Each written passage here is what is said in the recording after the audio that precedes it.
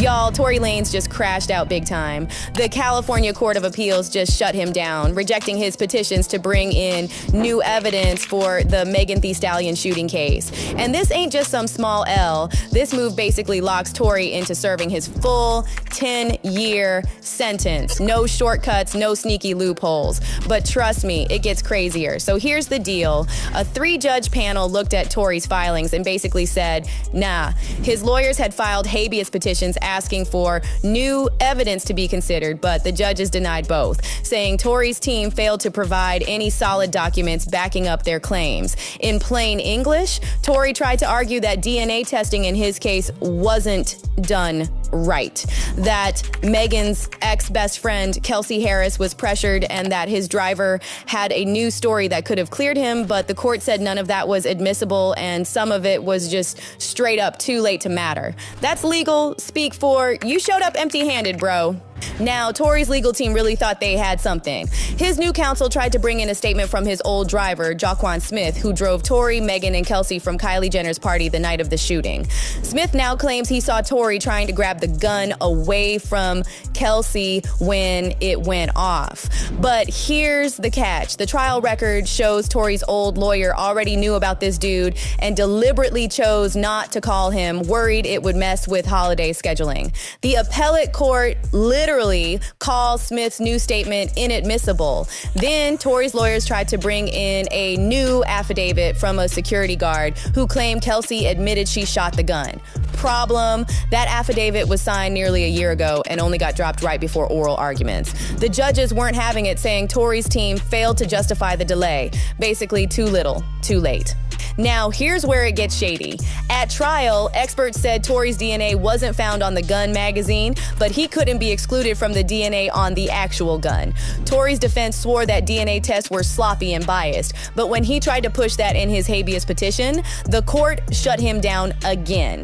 They said Tory didn't provide any legit proof that the prosecution's DNA expert broke protocol. Even Tory's own expert testified the results were inconclusive. And the judges said plain, even if mistakes were made, the evidence against Tory was overwhelming. So the errors wouldn't have changed the verdict. And y'all, this ain't just about paperwork. Tory's prison time been rough. He's currently at the California men's colony in San Luis Obispo after getting stabbed 14 times by another inmate in May 2024 at Tehachapi prison. His team even posted on IG that both his lungs collapsed after the attack. But let's be real, this denial pretty much ends his chance at walking early. Oral arguments on his main appeal are still coming, but those are routine. Lawyers say appeals courts usually already have a decision written before arguments even happen.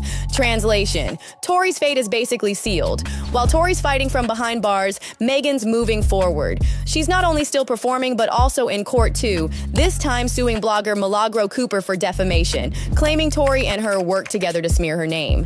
Tory was even deposed from prison in that lawsuit, but reports say he acted a fool, pretending not to understand words, stalling, and even clowning Megan's lawyers. That behavior made the judge order that his next deposition be supervised inside prison. That's wild man's out here fighting a civil suit while locked up for a shooting conviction. And honestly, Tory's crash out might just harden the courts against similar rap cases. They don't want to look like they're bending to celebrity pressure, especially after the public backlash when Megan spoke out. What y'all think? Is Tory a victim of a crooked system, or did he just finally crash out for real?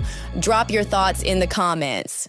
Y'all, word from inside MDC Brooklyn is straight disturbing. Diddy's finally speaking up about the hell he's facing behind bars, and it's worse than anyone thought. We're talking rats running across his floor at night, guards allegedly taunting him, and food so suspect he stopped eating altogether. Sources close to him are confirming details that make you wonder if the system's trying to break him before trial. Now here's the crazy part. Diddy's not even in regular lockup. He's stuck in the special housing unit, the SHU, supposedly for his protection.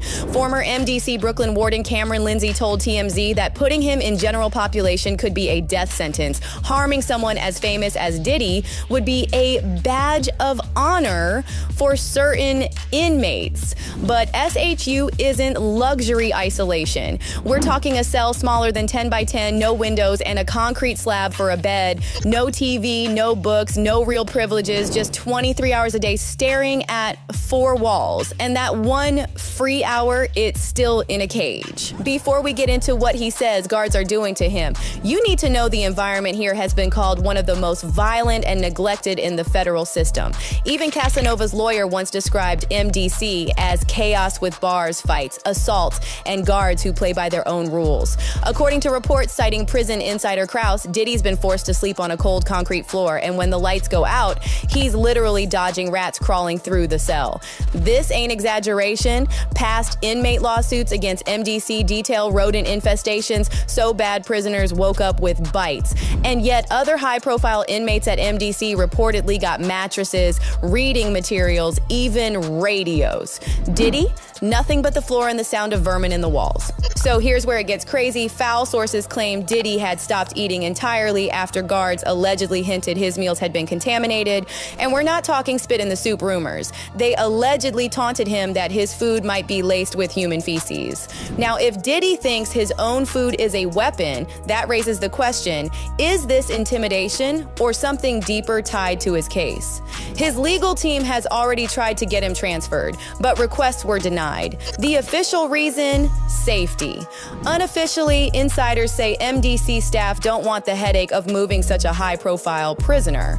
But some prison reform advocates are speculating there's more at play, that isolating Diddy could make him more compliant when it comes to plea negotiations. So what does a day look like for him? Wake up at 6 a.m., make the bed, clean the cell, mop the floor, all under fluorescent lights that never fully turn off.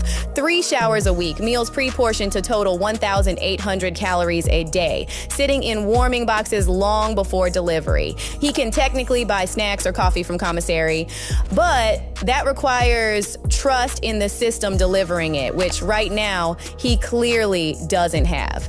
If his legal team can prove mistreatment and link it to deliberate targeting, it could become a civil rights case on top of his criminal one.